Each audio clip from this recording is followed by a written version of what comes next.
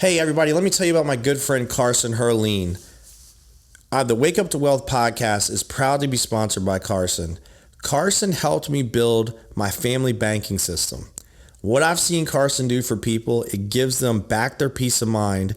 If you want to get your mind and your money right, email my good friend Carson at carson@themoneymultiplier.com to learn how you can become your own bank today, like I have. Hey, what's up, everybody? We are back again with another episode of Wake Up to Wealth. And pretty excited because we've got somebody with us that literally has changed real estate forever. Glenn Sanford is joining us on the show today. Thank you, Glenn. Oh, thanks, Brandon. And I just want to say thank you guys for continually watching and listening. You keep us in the top 5 in all podcasts and investing in the United States. And a few times we've leapfrogged Dave Ramsey and been number 1. So we appreciate everybody's support out there. I'm super excited today to have you with us. Obviously, I work at EXP. Moved over here recently. Been overly surprised and overwhelmed at how great this company runs. But you can't say it any other way. You changed real estate forever. Let's go back a little bit. When did you have this idea? When did you say, man, I just got to go about real estate needs to change? When is there an inflection point you can go back to and say, this is when I got the idea? So, so there really was 3 inflection points that I can really think of. One was even getting into real estate. First, I had the belief that nobody made any money the first few years in real estate. So I actually ended up joining a team, but I ended up getting a guarantee of $3,000 a month. So that was actually how I got into real estate. So there was a kind of a belief that didn't have a lot of stability. Then I became rookie of the year. I ended up hitting a bunch of milestones. My 4th full year in the business, I was in the top 50 nationally with Keller running a big team. But in talking to various team leaders at the time, what I recognized is that very, very few teams, if any, were set up in such a way where the team leader could fundamentally retire. So the next thing was, to start a brokerage. So I was just looking at the career track personally. So that was 2007. So I went independent, ran a teamerage. But one thing that I noted in early 2007, as I went to, was a KW family reunion, and they had all the top owners come up on stage, and the number 1 market center in the country that year was Boise, Idaho. Mm-hmm. And the owner profit, and keep in mind there's 500-600 franchise offices. The owner profit for that office, the best one in the country, was $800,000. Right. And I'm going, okay. I mean, not that $800,000 is bad income, but to think about that's the best in the whole system. Right. I'm going, this is just you do not make money even as a broker owner. And so that's when I came up with the phrase that the reason why they call broker owners is because they're broker as an owner. Right. I said that today, by the way. Yeah. And so I recognize this, but I also ran a very high production real estate team. So I'm sure a lot of the people watching also run real estate teams. And teams generally, they've got way better since I was running teams. But back then, you typically didn't see many teams that got above about 12 to 15 agents. They get there, and then there'd be a defection of a group saying, "Oh, lead generation must be way easier than I think it is. I'm going to go start my own team." My own thing, yeah. And of course they'd all crash and burn. Yeah. But I ended up with 6 teams, all that would sort of run up against this. And I'm like, this revolving door of agents doesn't make sense. And so I did say, if we ever built something, I would build it so that agents would have an incentive to continue to build an income for me as a team leader, even after they graduate off the team. So that was kind of in the mix. That was the early idea. Yeah. But a lot of times you can't put early ideas into motion until there's an opportunity. And the opportunity was the crash. Right. So the crash changed. 08. Yeah. So, I had 4 physical offices. We were getting ready to open a couple more. And then the crash happened. And we quickly had to close 3 of them. Fortunately, we had good terms on our leases because we were expecting to actually add office space, not reduce, but we kept our leases really short. So we got out of all the leases. And at that point, I look at my cell phone, in 2008, you finally had 3G. Right. Which was actually fairly fast back then. Right. We had cable internet in every home in America. And for the prior, 5 years, 6 years in the industry, all these real estate gurus talked about the virtual real estate brokerage and the agents would be entirely mobile, but nobody had built that platform. I loved Keller Williams in that I loved the promise of profit share, meaning they have a 7-level profit share system. We have a 7-level revenue share system. But the problem is the bricks and mortar eats up all the profit. Yeah, kills it, yeah. Yeah, so there was no profit really being shared in the system.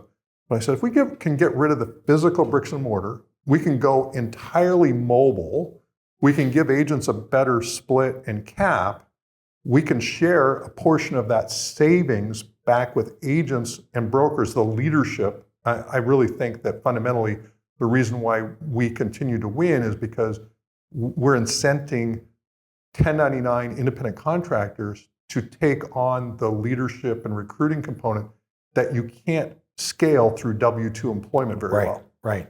And that was the premise. That I think this will work. I think it would work for me. I got rid of the teams because I didn't want to be competing. So we had lots of great SEO generating tens of thousands of leads a year. But for me, it's like this was kind of the next iteration of what I thought what was going to work. And knock on wood, it was a total science experiment, but it worked. Yeah, that's fascinating. But there was, you had to go through a period of beta, right? But there had to be a time in that where you were doing this, where you were kind of like, I don't know if this is going to work, right?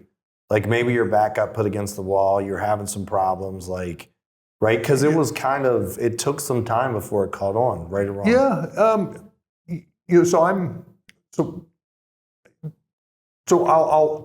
I'm an optimist, so I always believe in whatever I'm doing.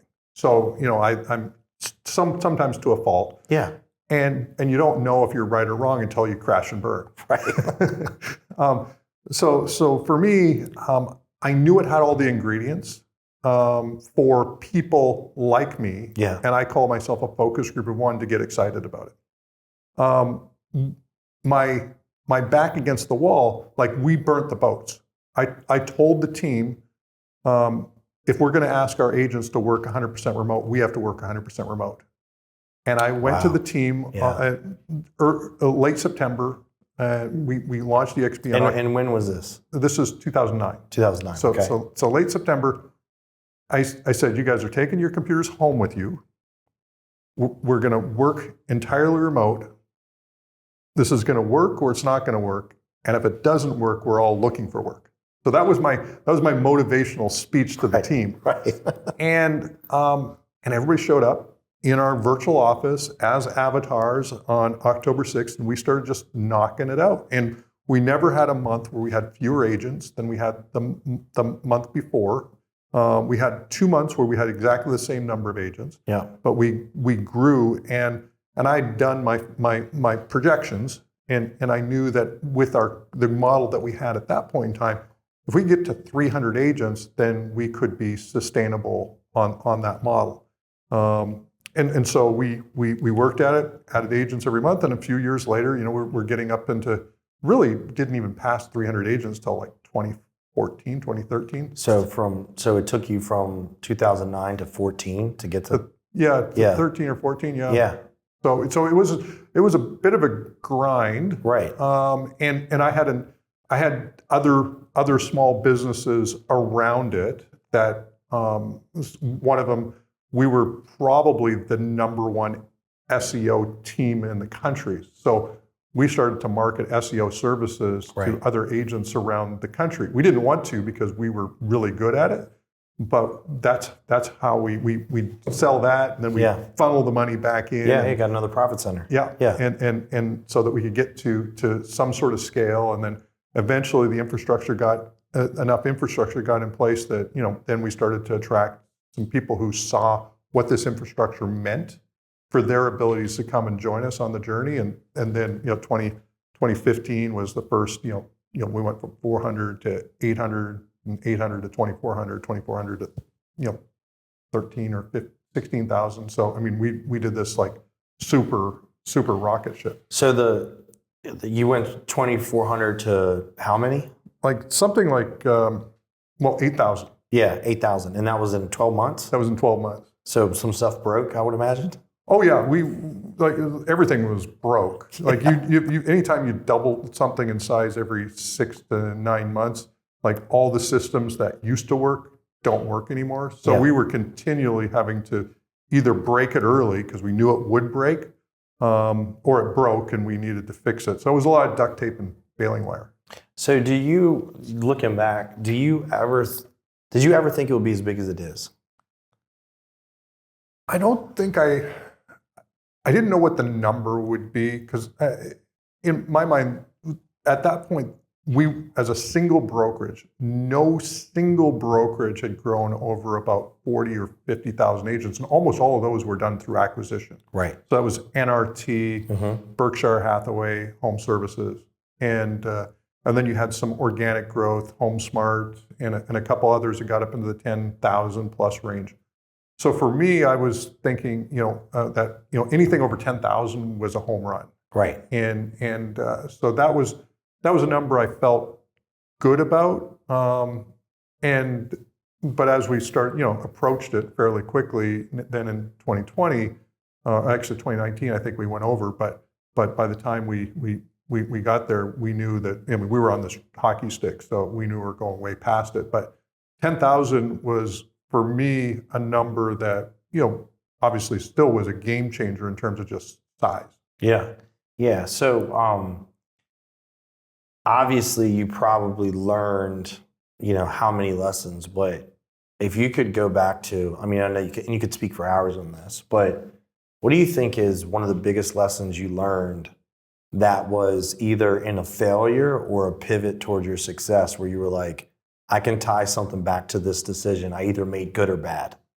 Yeah, so I think, so I started EXP when I was 42. Yeah. And I only mention that because I think by the time you're 42, if you've been a diligent entrepreneur, you've probably made most of the mistakes before you got there. Yeah. Okay. No doubt. So by the time I got to 42, I'd figured out motivations, P&Ls. Yeah.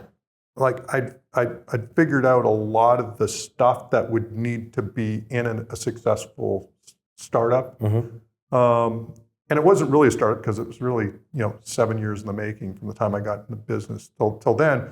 But some of the decisions that I'd made earlier in my career was if you have a vision, don't get distracted by smarter people. Oh, that's good. like there's a lot of people who have quote unquote experience and they're experts. Like if they've never done what you want to do, there's no way they can advise you really well. That was going to be my question. So is that in the sense of you came to people with this idea and you had the vision, oh, that's not going to work. Yeah, they're like countless experts told me this won't work. It can't be done. Nobody's ever done it. And I hired a number of experts.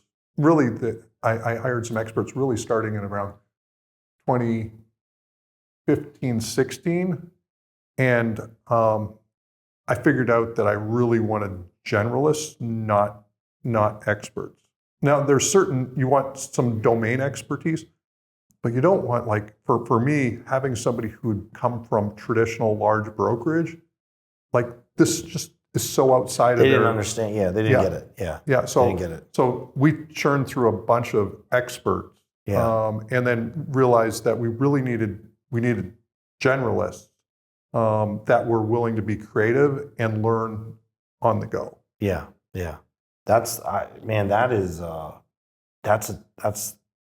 That's a piece of gold right there. I've never heard someone frame that the way you did. I'm a believer of a lot of times the biggest strides I've made in business is when people told me it was a bad idea. Right, because they were an expert. Right. Yeah. Yeah.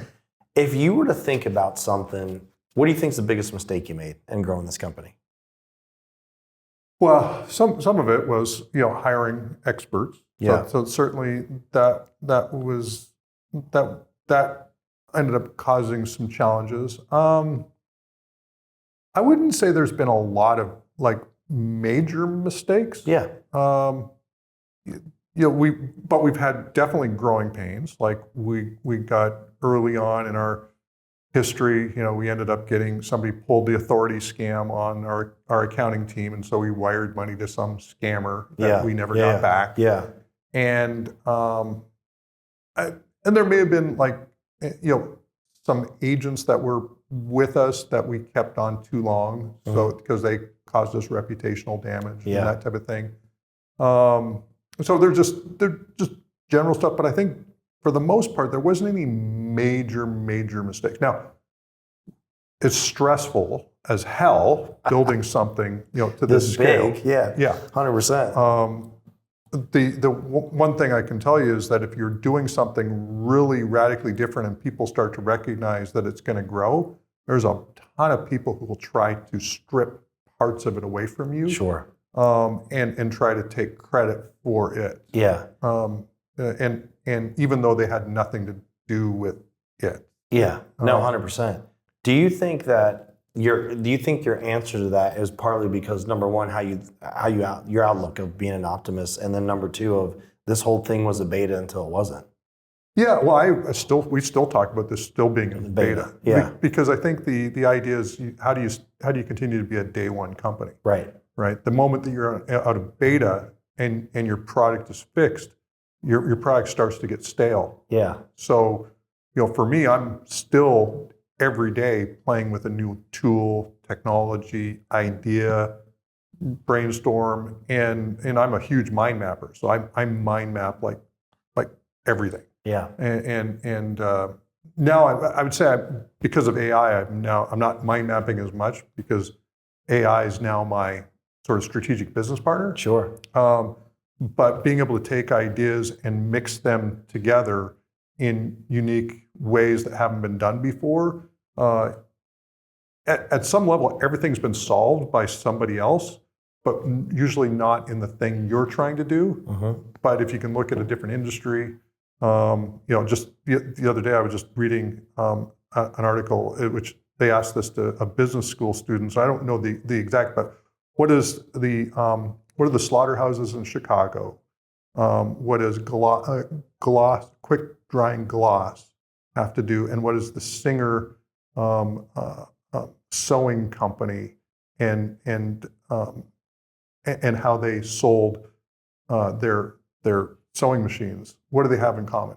Or what three? Idea. It was the Model T car. Wow. It was the slaughterhouse, the factory line. Yep. It was the quick drying black lacquer on cars. So, basically the idea that, you can have any color you want as long as it's in black. Yep. And then it was the franchise system to sell the automobiles. Yep. And that was what Ford was.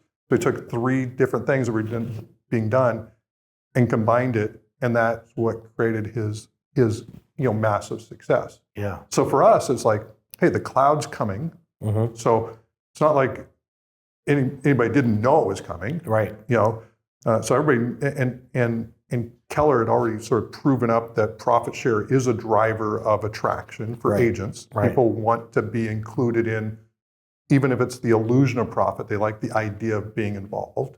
And then, where does, all the various other tech pieces that can kind of get in the mix there. And then nobody had ever taken the approach, like if you think about it, as a team leader, you are doing all the things that a broker owner does. Right. You're recruiting, you're training, you're supporting, Compliance. doing compliance, the whole 9 yards.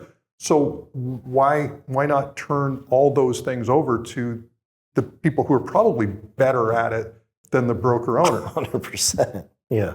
So and nobody had done that before either. Right. So those are, you bring those three things together and all of a sudden you've got this new model, and now every new model that's come out in the last 5 years has all been copy. basically a copy of EXP. Yeah. I want to ask you two more questions. And for those of you that listen to this, I always ask the same question last, but I'm going to change it today because I think it's important.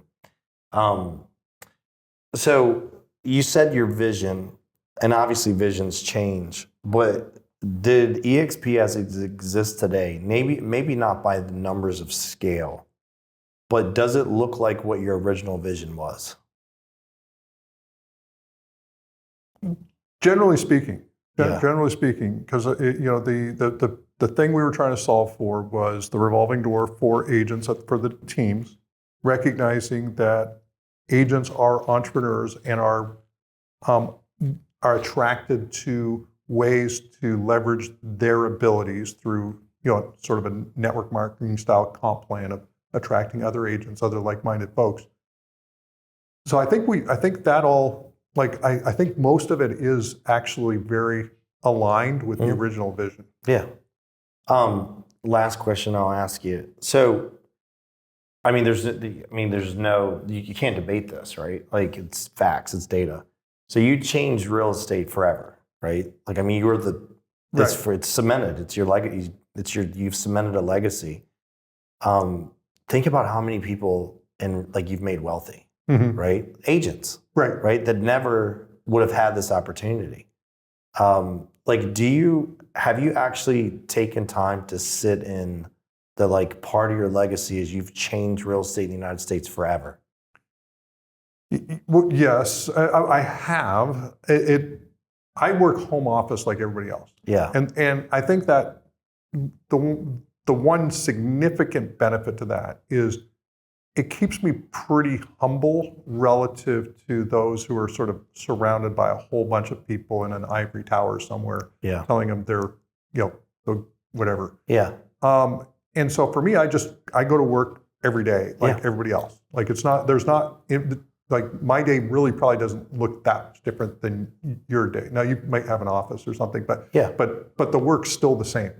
But then I will hear people and they'll come up to me and they'll tell me the stories of, somebody got in a car accident, somebody had this happen, they were able to put their kids through college, they were able to do some major thing. Obviously we've got people who are making money that's just crazy large, that even for them from rev share. Yeah, from rev share. To be clear, yeah. Yeah, that even they're blown away by it, and they were successful in some other thing. But for me, it is the agent who normally would not have had the opportunity to scale a business because they aren't wired to build a business. Right. And yet they need the benefits of a business in order to create legacy for their family. Yeah, and correct me if I'm wrong on this, but just being here for the short time that I've had and the experience I've had, I feel like the lens that you've looked at it through the entire time is how do we improve the life of the agent? It is, yeah. Yeah. Yeah, I get some heat from different people, even board members, quite frankly, that think I don't pay attention to the street, Wall Street. Sure. We've never taken money from Wall Street. Right. We've never raised money through an IPO or anything else. They can buy our stock, and you can look at the cap table. There's a lot of institutions now that own EXP stock. Yeah. But they did it by choice. I didn't go pitch them to go buy our stock, and so that we could fund some initiative inside the company. But for me, the nice thing about it is I'm not. One company right now is rumored to be selling a big portion of their company to private equity. And I won't mention it, it'll come out in the news. Yeah. But they're supposed to be agent-centric. And when private equity owns you, they're going to change what your company does. 100%. You look at other companies and the people running it own such a small percentage and they've never sold real estate. And they're supposed to be building an agent-centric company. And I don't know how they do that when they raise $15 million from this person and $25 million from this person, and they've got some of those people on their board, and they're going to be sitting there focused on profit maximization rather than agent experience. And the best way to kill long-term profitability is not take care of your most important asset, which is your customer. Yeah, I cheated. I said I was only going to ask you one more question, but I'm fascinated by listening to you. But this will be the last one. What gets you excited now? Like what gets you excited? So, right now I'm working on international. And so we're adding 3, 4, 5 countries this year. We've announced 3. We'll probably have another couple that we'll announce pretty soon. I'm excited about changing the lives of agents who even have it worse than agents in North America. U.S. and Canada, if you're an agent here, We're blessed. Compared to the rest of the world, they don't understand. Oh yeah. Yeah, I get it. Yeah. Yeah. And so really focusing on, taking back control of their ability to market properties internationally, giving them a platform where they can actually build long-term retirement income and residuals and equity ownership. Like, we're just, we grew this last year by 72% in the last Q4 over Q4 internationally, and that's, so we've got this acceleration that's starting to kick in internationally. And so we're just on the front end of the hockey stick that we had in the US, in Everywhere Canada. else, yeah. Yeah, and we're getting ready to do that internationally. So I'm excited. It's a lot of work, but it's also what I enjoy doing. Yeah, I've got a few hobbies outside of work-related activities, but I enjoy building, impacting people's lives, being of service, and that's just kind of what I do. Well, thank you so much. Man, I'm probably going to have to go home and listen to this again because I'm listening to it in real time, but I want to absorb it. I mean, there is no question. It's not debatable. I mean, you've changed real estate forever. And I thank you for that. And I know there's a bunch of people in my audience that will thank you for that. And I really appreciate you being on the show today. Thank you. Awesome. Thanks, Brandon. Appreciate it.